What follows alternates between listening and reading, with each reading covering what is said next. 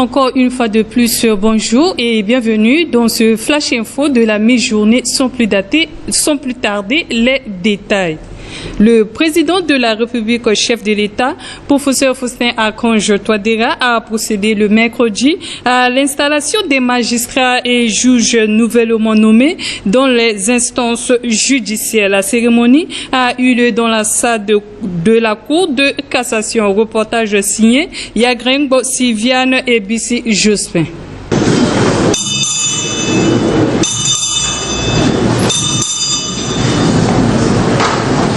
Je déclare ouverte l'audience solennelle au fait de prestation de serment du premier président et des nouveaux juges et d'installation du juge nommé à la Cour des comptes. Cette cérémonie marque une étape supplémentaire dans la consolidation de l'appareil judiciaire centrafricain, signe d'un engagement déroulé pour l'indépendance de la justice au service des citoyens, aussi le signal fort envers la lutte contre l'impunité et la bonne gouvernance. Autour du rôle, ces magistrats ont prêté serment pour prendre leurs fonctions à la Cour de cassation, plus haute instance judiciaire, et la Cour des comptes garante du contrôle des finances publiques, au Conseil d'État et au contentieux administratif et à la Cour pénale spéciale, l'une des institutions clés dans la lutte contre l'impunité. L'événement s'est déroulé en présence du président de la République, chef de l'État, président du comité de la gestion du carrière des magistrats et juges centrafricains, et du ministre d'État chargé de la justice, Dr Arnaud Doudjoubaï Abazane, ainsi que de nombreuses personnalités du monde judiciaire et diplomatique. Voici les impressions à chaud des récipiendaires. Afin d'être installé à la Cour de cassation, qui est la plus haute juridiction de l'ordre judiciaire.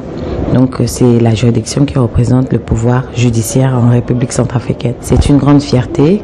Je suis magistrat depuis 25 ans, donc ça couronne un peu le parcours que nous avons tous fait, puisque vous avez pu voir que beaucoup sont hors hiérarchie, et donc c'est une fierté de servir son pays. En tant que femme, je suis la deuxième femme centrafricaine au niveau de la Cour de cassation, après Madame Isamo qui m'a précédée, et c'est une fierté. J'espère que ça va ouvrir la porte à d'autres sœurs centrafricaines. Vraiment, je les exhorte à poursuivre la carrière de magistrat, parce que c'est un métier noble et c'est une satisfaction de se voir, de venir dans la plus haute cour. C'est quelque chose qui fait plaisir. Par ailleurs, le ministre de l'Action humanitaire, Lina Josiane Bemakasui, a accordé le jeudi une série d'audiences à des personnalités étrangères, notamment l'ambassadeur, le haut représentant de France, les partenaires techniques et financiers de la République centrafricaine. Plusieurs problématiques ont été dégagées pour voler au secours des sinistrés des dernières inondations. Reportage signé Junior Maliavou.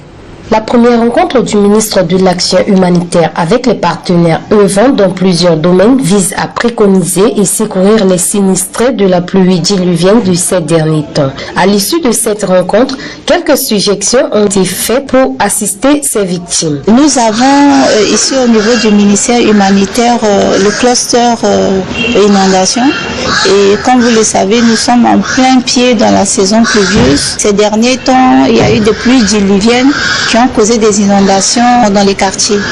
Et dans le 7e arrondissement, plus précisément au quartier Angor, Bangouna et les autres quartiers, il y a eu vraiment des soucis. Il y a des latrines qui ont été inondées, des puits ont été inondés. Ça peut amener des risques de maladies.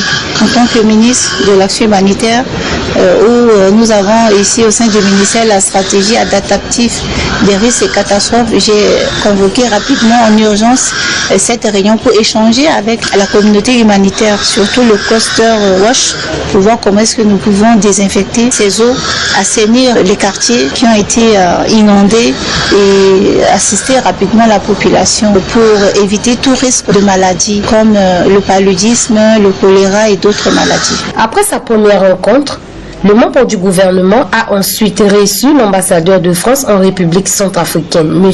Bruno Fouché. L'échange de ces deux personnalités a porté sur le partenariat qui lie les deux institutions. Suivez l'interlocuteur du ministre au sorti de cette audience. Avec la ministre, nous avons échangé longuement aujourd'hui sur la situation des personnes déplacées dans le pays et sur les besoins qui sont les leurs aujourd'hui, puisqu'il y a de nombreuses personnes qui rentrent et qui ne trouvent pas de zones dans lesquelles se stabiliser et se réinstaller. La ministre nous a expliqué que c'était moins une question d'aide alimentaire que d'assistance pour permettre à ces personnes de se réinstaller durablement dans leur pays. Elle nous a demandé de l'aide et donc je lui ai proposé que nos équipes techniques rencontrent ces équipes techniques pour essayer d'élaborer une cartographie qui permettrait ensuite de demander à mes autorités à Paris de lui apporter l'aide dont elle a besoin. Ce serait une aide sur des projets précis, donc c'est une aide qui encadrerait des projets, mais nous allons travailler à quatre mains, nous allons écouter les demandes qui sont faites par la ministre et son administration